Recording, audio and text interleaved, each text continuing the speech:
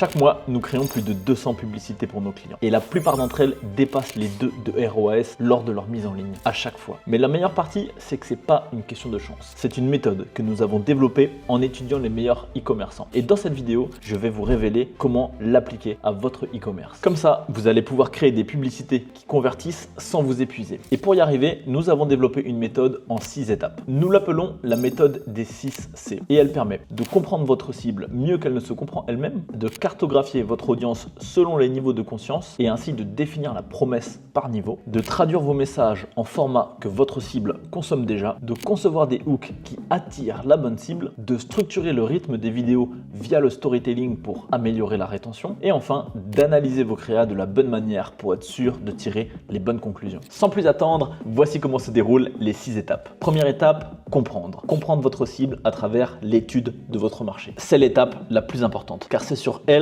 que reposent toutes les étapes suivantes. Pour comprendre vos prospects, il faut vous mettre dans leur peau. Il faut essayer de les comprendre mieux qu'ils ne se comprennent eux-mêmes. Et c'est là que je vois la majorité des e-commerçants faire cette erreur. L'erreur de croire qu'ils connaissent déjà leur marché. Ou l'erreur de se dire, puisque mes produits visent les personnes comme moi, alors ces personnes pensent probablement comme moi. Mais c'est pas le cas. Ou alors, ils ont lancé leur boîte il y a 3 ans, époque à laquelle ils ont fait leur recherche de marché, et depuis, ils continuent d'avancer avec ces mêmes données qui sont aujourd'hui périmées. Sauf que la recherche de marché, c'est ce qui permet de mieux comprendre vos prospects. C'est ce qui permet de trouver les angles morts que vos concurrents oublient ou alors de recopier les stratégies qui marchent chez eux. Et en vrai, c'est pour cette raison, entre autres, que c'est intéressant de travailler avec une agence. Parce que parfois, vous n'avez pas le temps de prendre du recul sur votre business et de faire cette recherche de marché alors que c'est nécessaire de la mettre à jour tous les mois. Donc, travaillez avec nous quoi. Bref, pour comprendre votre marché, il y a 6 sources à explorer. La première, c'est les avis clients qu'il y a sous vos produits. La deuxième, c'est les avis clients qu'il y a sous les produits de vos concurrents. La troisième, c'est les bibliothèques publicitaires, en allant chercher des publicités de votre marché ou similaires à votre produit. La quatrième, c'est les forums de discussion autour de votre marché, comme ceux qu'on peut trouver sur X ou sur Reddit. La cinquième, c'est les commentaires sous les publications organiques de votre marque ou de celles de vos concurrents. Et la sixième, c'est évidemment d'aller parler directement à vos clients. Celle-ci, c'est vraiment la meilleure, mais c'est aussi celle qui prend le plus de temps. Donc si jamais vous voulez des arguments qui soient pertinents, envoyez un DM ou alors appelez vos meilleurs clients et posez-leur un certain nombre de questions. Pendant votre recherche de marché, vous allez être à la recherche de 3 choses. La première, c'est de chercher les douleurs que vos clients cherchaient à résoudre lorsqu'ils ont acheté votre produit. La deuxième chose que vous cherchez, c'est les bénéfices que votre produit apporte à vos clients. Et la troisième, c'est ce qu'on appelle les Oh My Lines. C'est ces petits morceaux de phrases que vous pouvez réutiliser dans vos créas et que vos prospects ont prononcé d'eux-mêmes. En fait, ces phrases, elles sont intéressantes parce que si vos clients les disent et que vous les utilisez dans ces créas, à ce moment-là, vous vous assurez de parler directement le langage que eux adoptent. Et c'est le meilleur moyen pour eux de se sentir compris par votre marque et par votre message. Ensuite, vous compilez tout ça dans un document. Chez Oh My God, on a certains templates pour faciliter la recherche, mais en vrai, vous ouvrez n'importe quel type de document Excel ou de Word et puis vous copiez-collez ce qui vous a intéressé pendant cette recherche. La deuxième étape, c'est de catégoriser, c'est-à-dire prendre conscience qu'il existe différents niveaux de conscience dans votre marché. Un marché, c'est pas composé seulement par les gens qui ont envie d'acheter. Pourtant, c'est vers eux que la plupart des e-commerçants tournent leur message. Pour être honnête, la faiblesse d'une recherche de marché comme celle que nous avons faite dans l'étape 1, c'est qu'elle se concentre sur les gens qui sont déjà conscients de leurs problèmes, conscients d'une solution et peut-être même conscients d'une marque, voire des personnes qui sont déjà passées à l'achat, dans le cas des avis clients par exemple. Et alors évidemment, quand on se concentre sur ces personnes, on passe à côté de toute une partie du marché qui sont les personnes même pas conscientes de leurs problèmes. Et oui, dans un marché, il y a toute une partie cachée de l'iceberg que la plupart des e-commerçants négligent. Et on va voir comment ce marché se structure. En réalité, un marché, c'est structuré en 5 grands niveaux de conscience. Le niveau de conscience numéro 5, c'est les gens qui sont même pas conscients du problème et encore moins de l'existence d'une solution. Et pourtant, ce niveau de conscience, c'est vraiment la majorité du marché. Le niveau de conscience numéro 4, c'est les gens qui ont compris qu'ils avaient un problème mais qui sont pas encore conscients de l'existence d'une solution. Le niveau 4 et le niveau 5, c'est ce qu'on appelle le haut du funnel, le tofu. Et en réalité, c'est pas la peine de vendre à ses clients parce qu'ils sont pas encore prêts à acheter. Il faut à la place les éduquer, les guider vers les autres niveaux de conscience pour plus tard leur proposer vos produits. Le milieu du tunnel, le MOFU, se constitue des gens qui sont conscients de leurs problèmes, conscients de l'existence d'une solution, mais pas conscients de votre marque. C'est-à-dire qu'ils ont trouvé la solution, mais soit ils l'ont trouvé chez des concurrents, soit ils l'ont trouvé via des produits alternatifs. Pour ces clients, la meilleure chose à faire, c'est de les éduquer et de défendre votre USP. Et enfin, le bas du tunnel, le BOFU. Le BOFU se constitue des prospects qui sont conscients de votre marque ou même qui sont prêts à l'achat. Et en réalité, c'est vers ces niveaux niveau de conscience que la plupart des e-commerçants se tournent en essayant à tout prix de vendre leurs produits. Mais c'est une toute petite minorité du marché. L'objectif de votre marque, c'est de guider le plus de personnes possible à travers ce funnel et c'est pour ça qu'il faut que vous choisissez correctement vos formats créatifs. Et ça nous amène vers le troisième pilier, créer, c'est-à-dire traduire votre message en format adapté à la cible et à son niveau de conscience. Le format, c'est l'emballage de votre créa, c'est son aspect visuel, c'est la forme, pas le fond.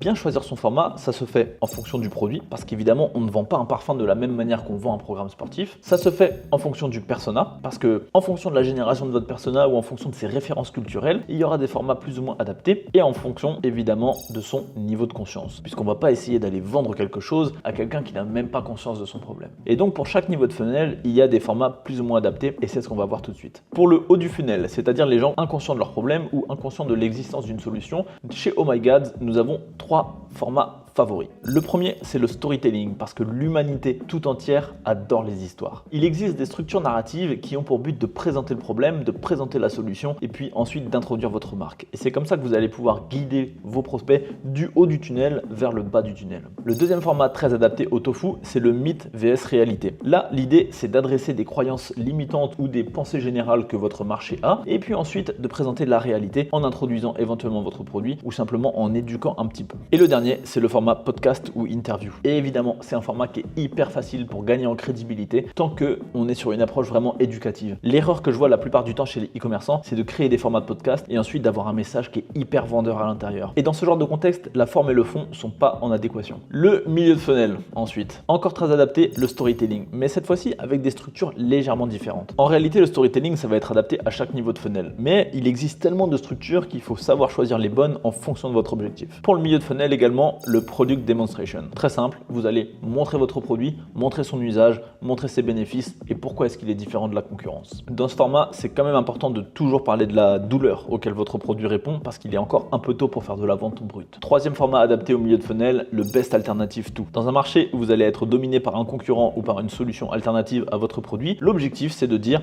voici comment notre produit se présente comme la meilleure alternative à ceci. Par exemple, je pense que vous êtes tombé sur ces créas dans les réseaux sociaux, la meilleure alternative à TikTok ou alors TikTok pour les gens intelligents afin de présenter des applications d'apprentissage et de micro-apprentissage. Le bas de funnel ou le bofu, là on est sur des personnes qui sont prêtes à l'achat ou qui ont connaissance de votre marque. La dernière chose dont elles ont besoin, c'est d'un léger coup de pouce pour passer à l'action. Donc des formats très adaptés pour le bofu, faut pas se prendre la tête. Présenter une promotion, présenter des garanties ou alors faire un unboxing simplement pour projeter la personne dans l'expérience qu'elle aura avec votre produit. Si choisir le bon format est un sujet qui vous intéresse, sachez que j'ai créé un guide gratuit avec 14 formats à utiliser dès aujourd'hui dans vos publicités, classés par niveau de conscience. Le guide se trouve dans le premier lien dans la description, alors allez-y. Quatrième étape, capter, c'est-à-dire construire des hooks qui s'adressent à la bonne cible. Depuis la mise à jour Andromeda chez Meta, l'importance du hook est devenue encore plus cruciale. C'est pour ça qu'afin d'avoir des créas qui performent et qui s'adressent à la bonne cible, vous devez faire en sorte que dès le hook, votre cible puisse s'identifier. Et pour ça, 3 façons de faire. La première, c'est évidemment de mentionner votre cible sans détour, comme par exemple dire si vous êtes un entrepreneur qui galère à avoir de nouveaux clients, regardez bien cette vidéo. La deuxième, c'est de montrer visuellement le hobby ou le loisir auquel votre cible sera sensible. Et la troisième, c'est évidemment de faire apparaître un acteur qui sera proche de la démographie de votre cible. Les hooks sont vraiment de plus en plus importants parce que maintenant le ciblage se fait à partir de ça. Plus les plateformes de media buying avancent et plus elles sont vouées à avoir une grande liberté dans le ciblage, le choix de l'audience et l'utilisation de votre budget. Et c'est pour ça que vous ne devez pas avoir peur de créer des hooks qui excluent la majorité des gens. Il faut vous autoriser à être le plus précis possible, quitte à avoir un message qui est tranchant. Et faire un bon hook, il faudrait une vidéo à part entière pour en parler et d'ailleurs c'est pile ce que j'ai prévu. Alors pour la prochaine vidéo, pensez à vous abonner. La cinquième étape, c'est de captiver, c'est-à-dire retenir l'attention de l'audience grâce à des structures narratives qui maximisent la rétention. On est de retour pour parler du storytelling. Parce que si le hook est crucial pour capter l'attention, le vrai enjeu c'est de la retenir. Et c'est pour ça qu'il existe différentes structures de storytelling adaptées à chaque niveau de funnel. Prenons l'exemple du tofu, c'est-à-dire, je le rappelle, les personnes non conscientes du problème et non conscientes de la solution. Pour ce genre de personnes, il y a 2 formats très adaptés. Le premier, c'est le PASS, Problem, Agitate, Solution.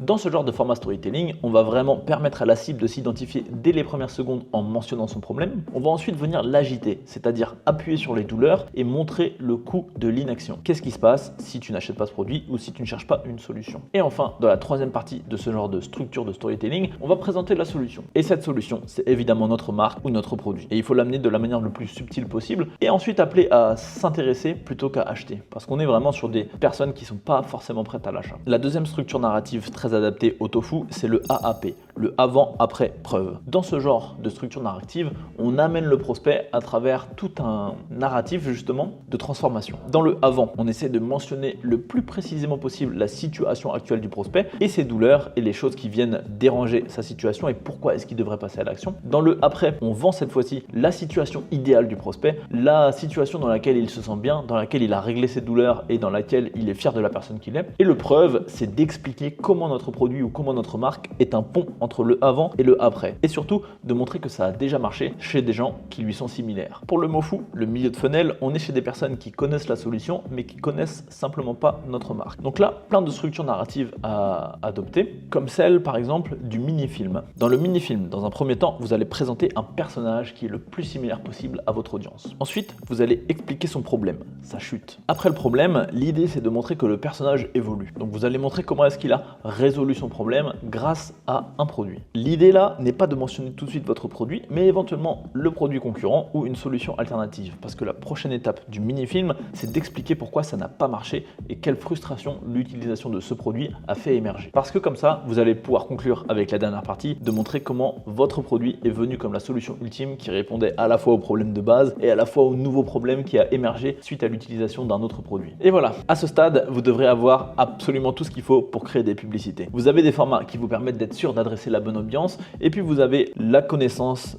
qu'il faut pour créer des hooks qui ciblent effectivement. Et voilà, maintenant vous avez les clés pour faire des créas qui performent. Vous savez qu'il faut choisir intelligemment ces formats et les adapter à la bonne audience en fonction de votre produit. Et vous savez également qu'il faut être particulièrement vigilant aux hooks afin de permettre à l'audience de se reconnaître dans votre message dès les premières secondes. La prochaine question à se poser, c'est de se dire, une fois que j'ai fait mes créas, que j'ai structuré intelligemment mes créas, puis que je les ai produites, que je les ai mises en ligne, comment analyser les résultats? Et c'est là qu'on arrive dans la 6e étape, capitaliser. S'assurer de regarder les bons indicateurs pour faire progresser vos créas de batch en batch. La vérité, c'est que cette 6e étape mériterait une vidéo à part entière. Donc, brièvement, en quelques secondes, la chose qu'on peut dire à ce sujet, c'est qu'il ne faut pas se fier uniquement au ROAS pour regarder le retour sur investissement de vos publicités. Et en réalité, c'est une erreur que je vois chez la plupart des e-commerçants. Parce que regarder le ROAS, c'est une métrique business, mais ce n'est pas une métrique créative. C'est-à-dire qu'à partir de là, vous ne pouvez pas tirer de conclusion sur savoir pourquoi votre créa a marché, comment vous pouvez l'améliorer, ou alors comment est-ce qu'elle évolue dans le mix média. Si vous vous concentrez simplement sur le ROAS, par exemple, vous allez peut-être décider de couper des créas qui ont un mauvais ROAS, alors que ces créas viennent apporter de la connaissance sur votre produit et permettre à d'autres créas de transformer en acheteurs vos prospects. Et donc c'est pour ça que regarder le ROAS seulement, en réalité, c'est une faiblesse. Et il y a un certain nombre d'indicateurs chez lesquels on se concentre sur OMGA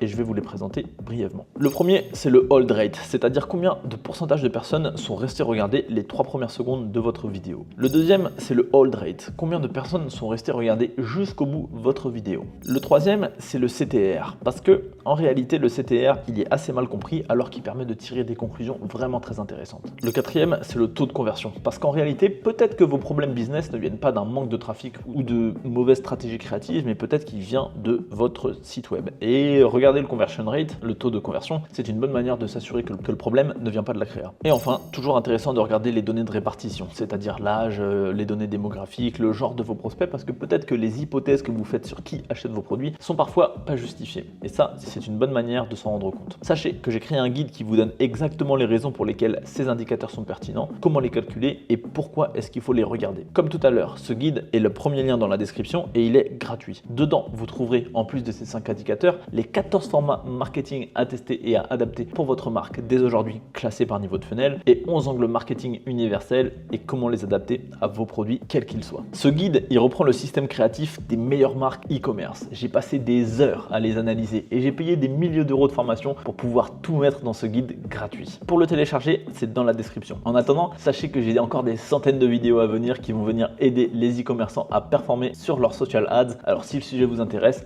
abonnez-vous.